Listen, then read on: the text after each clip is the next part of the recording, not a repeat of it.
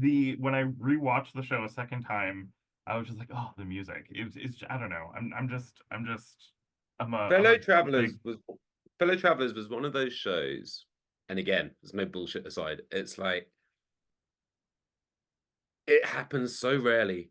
If you have a team of people where Mhm, you just A get on with so well. It's like this really close-knit family. It's the only way I can describe it. mhm, And except for a lot of close-knit families argue the entire time. But it's a really close-knit family. Everybody had each other's back. yeah, Everybody was so creatively supportive of each other.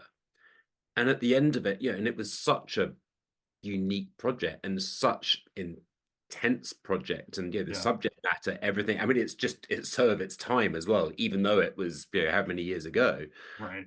At the end of it, we all just felt completely empty. Right. Just you kind of gush and just go like, Yeah. oh, I could do it all again. You're like, well, what do I do now? Like, Ron, write another script. yeah. Come on, Ron. Um,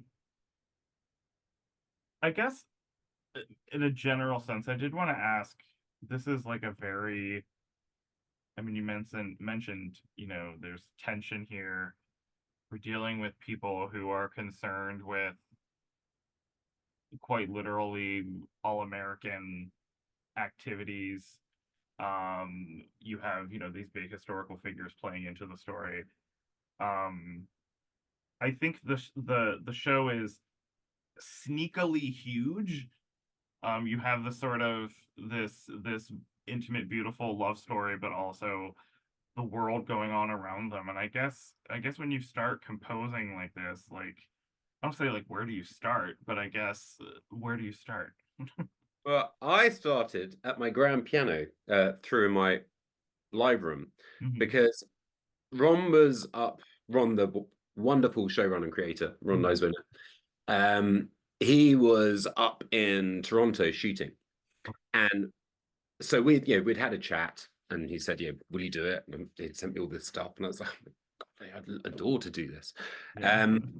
But it's very hard. It's when you've got the person next to you in the studio, it's wonderful because you have eye contact, you can show Oh, them cool. feeling all of that. If they're in a completely different country, which has become more and more the norm, you've got to somehow show them what's going on in your head. So I sat down, literally plunked my camera down on my iPhone, and just started playing the theme. And I got it within a day. I was just like, Hmm. this is it. I just, again, sometimes you just painfully go through the process until you grasp at something, and then you find your I call it the palette, the color Hmm. sound after 2 or 3 weeks. This I got within a day, and I played it and I sent it to him. And I hadn't heard from him about 2 days later. I was like, God, my little video was just like, Ron, this is where it's going to go, and this is the theme, and oh, God, I've nailed it. Things you should never say as a composer. And when I didn't hear back after 2 days, I phoned up Michael, the music soup, and said, slightly concerned that maybe it was just really bad, but it's not. It's great. Yeah. This Yeah. this is this is the sound of Johnny and Matt. And and he goes, well, how did you send it to him? I said, WhatsApp. He said, oh, he doesn't use WhatsApp. I was like, Oh my God. sitting thing. So I phoned Ron up. I was like, Ron, can you just check your WhatsApp? He said, oh, I never checked that. I was like, I know, but you've got a 5-minute movie waiting there for you. So that was literally it. I came up with the theme, which ends up being this recurring descending Right. motive, which is what you've got for the title theme. Hmm. And it kind of just keeps on going down. And for me, that was, all about Hawk's just descent into hell almost. He's so calm and collected, and his life starts falling apart. And so it starts off with the da da da da da da dum, Hmm. da da da da da da dum, and then gradually you go bum bum bum bum bum bum bum bum bum. At what stage? But what stage does it stop going down? Hmm. Because he then becomes calm and collected again at the end. So it's this loop almost. Yeah. And so that for me was always the piano was him. And then when Hawk and Tim were together, there was always going to be the cello for Tim, and then the two elements combine. And then you have the freneticness of the quartet for the rest of it. So whenever McCarthyism is coming in, whenever the political plot is coming on, Yeah. whenever they're going to get found out, that's the rest of the quartet really driving it. And some of those scenes, as you know, are like 4 or 5 minutes long. You Yeah. just don't get a chance to score that kind of stuff. So it's wonderful. Yeah, there was something in forgive me if this sounds weird, but there was when I was just listening to the music by itself, I love that a lot of it, not a lot of it, but I mean, like, there are cues that I recognize where, something starts and I recognize maybe a motif or something, and then maybe the tempo will quicken, but then I always enjoy how it sort of will settle or calm as if, and this is the weird part where it reminded me of these men who have to maybe cruise or um do things in secret. It reminded me just instinctively of that um physical, maybe emotional excitement slash stress. I don't No, know. that doesn't sound weird at all. You completely nailed it. Wow, thank you. Like the Uh, settling down is them maybe like walking out of that like cruisy bathroom. That's what. well, completely. So you got the opening in episode one, where we've got this intercutting melody from where Hawk's seen Tim for the first time, the Yeah. glass of milk, and then we go around the different ways. I mean, it's wonderful. But then you end up with Hawk, going into the bathrooms, Mhm. and it's this it's the energy of it, and it's minor, and it's not minor in the sense of mad, it's just minor frenetic. Yeah. And at the end of it, Ron had said there was another one, might have been episode 7 or 8, at the end of one of their sex scenes where Hawk just puts on his shoes afterwards and he's off. Yeah. And everyone's like, yeah, I get that, we've had 3 minutes of passion, ding, right, I'll be off. But it was always about trying to get the beats so that it wasn't almost romance, it was repressed. Hmm. And then you Oh. get the moments where it can come out, but Hmm. as you say, then it's got to come back because they can't talk about it. And it was this wonderful tender moment with Tim where I think it was called Forbidden Joy in episode 2, it might have been, Yeah. where he has this moment of just slow-mo dancing and stuff like that. He's up in the apartment and it's like, what could be if we could just be ourselves? Yeah. Yeah, and it's so heartbreakingly sad because it's a moment of beauty for a minute. Whereas the sex scenes we always spoke about, they weren't sex scenes in Ron's head or in my head. Obviously they were, but it it's not about the playing the romance. It's about playing the power. It's about Hmm. who's got the power in that relationship at that moment, which is why you have this driving music pounding through it the entire time. Because you start off with a do do do on the bass flute when Hmm. there's toe sucking going on, whatever. But as the series progresses, then it becomes much more intense and much more fast and powerful because it's no longer about the seduction. It's Yeah. about I'm in charge in life and in the bedroom. Hmm. Right. Yeah. Even if you like look at the you know beat breakdown of how an actor would approach a scene and how the power dynamics go through, I think the music really reinforces that. I love that, and maybe that's why I was so in tune to the music, because I think the show got so much press about the salacious stuff in the show, but I remember when I watched the show the second time that I was just like, the music is so supportive of it without, being indicative to the audience of how you feel. That I love when um composers can really make us listen so attunely to a scene that we're watching. Um Well, I think one of the things with any score, and not just for travelers, but anything is you don't want to overwrite it. It's always just to mhm, sit down or whatever your instrument is and just write music.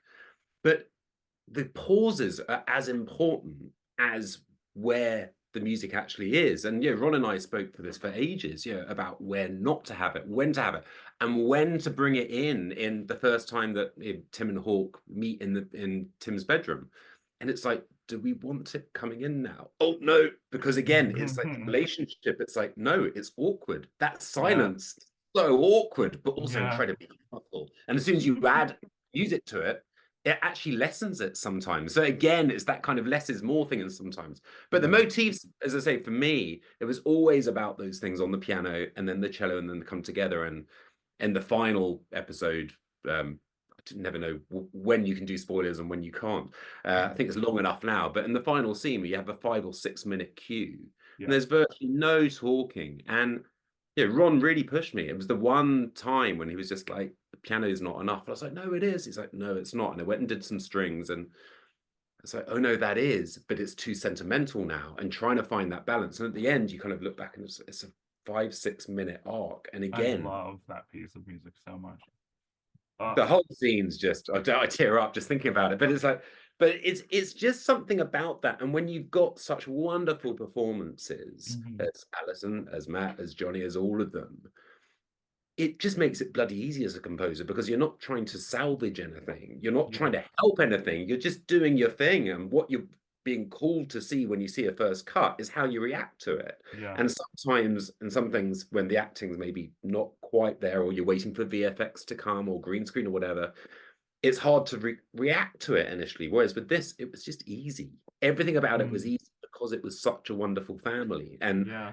I go back to it, just everybody was so supportive of each other. There's so much love with the cast and with the post-production, just as this team, that it gives you, I don't know, this inherent courage to go and try something different. And if it doesn't work, that's fine. You're not getting told off. It's, as an artist, you're going off and trying things.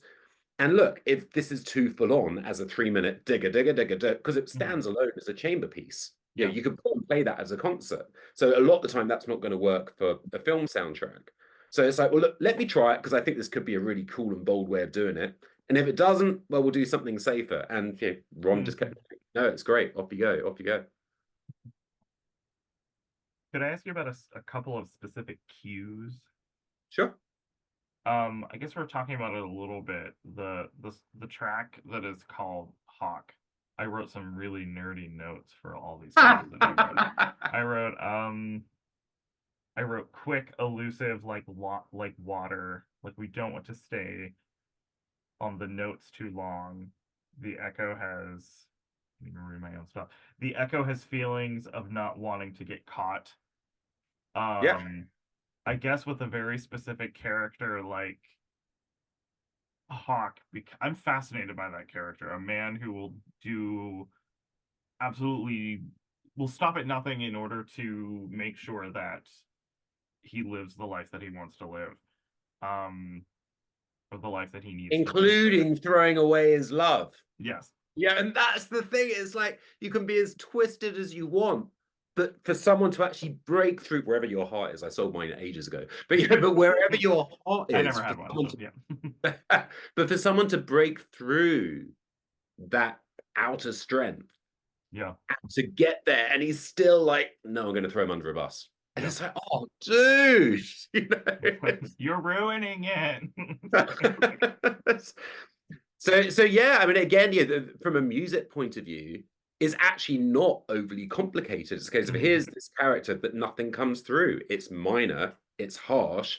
You have this, say, a pace, and it starts off with the cello. You have a violin playing over the top of it, but it's rushed. You never settle. You never settle on a chord.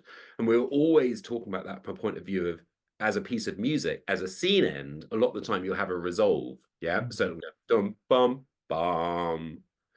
And we've made a point. We never resolve, because their relationship never resolves. His life never resolves. You'd always end up with music going da da da da da da da da da da da, and you never get the bum. And that was the thing throughout the series. And the only time you get that is in the very, very final cue, when he's going, no, he was my love. You're killing me, dude. But I think, it's very easy to overanalyze, from my point of view, to overanalyze music and to intellectualize it. You go, oh, I'm going to do this and you're going to do that. And you have to start out with that thought process. Otherwise, you're just sitting there playing notes. Sometimes it works, sometimes it doesn't. But I think the culmination of all of those lack of resolutions is like, there is, if you're going to take that literally into a sex scene, it's like, come on, no, not yet, come on, go, no, yet. But at the end of episode 8, that is your resolve, and not in a way like that, but it's a case of, it's a sad resolve, it's a bittersweet resolve, but it's also a happy resolve. There are all these things. I tear up, but the tears of happiness, but sadness, but all of the above. It's just, I sound so sycophantic when I say Ron's a genius, but all of them are geniuses. The performances just, it was a wonder to score. But it was just like, it's like one of those, okay, so I remember hearing before the show started, somebody who somebody who had never heard of the show before, and I described it to them. They were like, "Oh, another story about this point of time." And I had already seen a couple episodes by this point, and I was like, "You are not ready."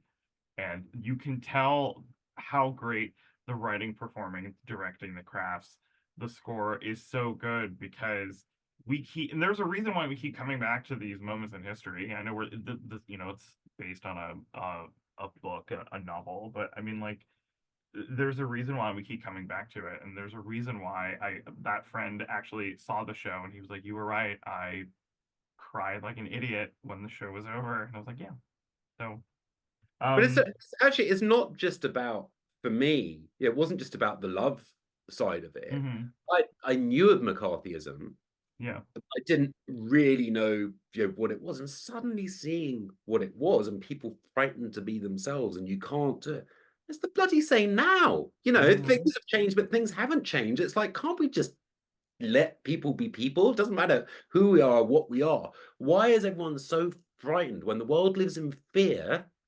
You can't be yourself, you can't do anything. Whereas you actually celebrate each other and you actually just take people for what they are. You got way more chance of the world living in peace and trust. Sorry, without getting too profound on a morning, but it infuriates me. So yeah. suddenly learning about McCarthyism, it's like, we are all idiots. We don't learn anything. 60 years on, and it's It like, was like we right, just keep doing this the whole time. it's the circle, yeah. Yeah. Um, I know we're running a little short on time, but since I asked you something about Hawk, I did want to ask about something about Tim. I was going to say it's all Hawk with you. It's interesting. No, I I know it's analyze it. I maybe I don't ask as many things about Tim because I think I identify with Tim in terms of his romanticism and his sentimentality and his idealism. The cue that is I'm asking a lot about stuff that's early in the show, but like Tim's first time, Mhm. um, oh Da-da-da-da-da. Yeah, God, there's something about that. Here again, my silly notes. Um, they're Careful not but silly not at all. scared or frightened before becoming more assured with the piano. I wrote flirtatious. Um, I love Jonathan's performance so much, and I feel like your music really encapsulates his intelligence with his heart and his ambition and his something about I can't really articulate something about what you do with the music that really honors that character in a really beautiful way. Well, I think Um, he's just truthful. He's yeah. innocent, he's naive, but he's not pretending to be, certainly then, but he's not pretending to be someone else. So I started off on the piano, and again, that was one of the ones where Ron and I were kind of like, where do we bring it in? This is awkward. They're in that flat together and all this kind of stuff. And then suddenly you kind of, and Ron, excuse me, Ron was going, right, it's still, how are we going to tie this into, because there's lots of source music and lots of Yeah. violence. And so he had the double bass come in and like a dum, dum, dum, Mhm. because there was a jazz track coming later on. It's like, oh, that's kind of cool. So that's underneath the piano. And then it was like, it's the bass flute. This is it. This is it. And I suddenly had Kristen, who's my woodwind player over in Florida. I was like, right, I need you, forget about the flute, forget about the alto flute. The bass flute's sexy as hell. Give me a bass flute. And suddenly the bass flute became every time they were flirting with each other. You had this do do do do Mhm. do, which then before I want to go to the party, that scene, and then with that scene, and it was the same Mhm. kind of thing. Instead of it being a very romantic scene, it suddenly becomes more seductive. But it's about, for me, it's not an overly lush score for Tim. Tim's just, for me, he's this lovely guy who's Yeah. not ready at that stage for politics, for DC, whatever. He's a guy with all these ideals, but he's just a nice guy. So yeah, so just didn't want to make it too complicated. And it's when Hawk then starts twisting that you then the theme start develops because Mhm. they're growing up. Yeah. Oh gosh.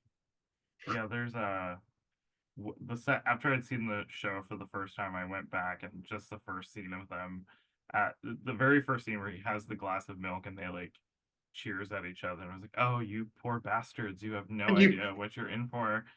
You you're going I to remember I you're remember gonna Ron saying about What was the scene where Hawk was basically he could have it all almost because he's got the cot coming in Hmm. when she's pregnant, and then you've got the person who's bringing in, sorry, the cot, the crib, whatever for the Yeah. kid. Never know what you call it over here. And then you've got the delivery man who kind of looking at Hawk, and Hawk's Yeah. like, "Hey," and it's like, "You bastard." Yeah. Oh man. I Yeah, love anyway, it. on that note. Yeah. Well, thank you so much for your time, Paul. I love the show. Thanks for letting me gush at you. Oh I'm no, not really, at all. And thank you, genuinely. It means so much when people do actually sort of pay attention. Not just to music, cinematography, everything, mhm, but when people have it has such an effect on people. And it's been like that. There's been such a lovely bunch of people that have followed the show that get in touch, not in a kind of, stalkerish way, but just again celebrating the art that it is, but also celebrating all the wonderful performances and celebrating what a bloody amazing show it is. yeah. But I think sometimes feel you get away with making things. And I think, Mm, Showtime, absolutely wonderful of them to kind of make this and kind of go, I could be the last kind of series like this that ever gets made because mm, people watch different stuff and they're big $100 million films and so on. yeah. But the sensitivity and the importance of this series without it feeling over important, I think we're just lucky to have all got involved in it. Yeah. I think everyone's just really firing on all cylinders with the show. I just think it's one of those times where you watch something and it's just really exciting to see everything lining up all at once. It's just really cool. Yay! Yeah. Well, thank you so much for your Yeah. time. Thank you for watching it. Yeah. Thank you so much for your time. Have a good rest of your day. All Thank right. you. Bye. Bye.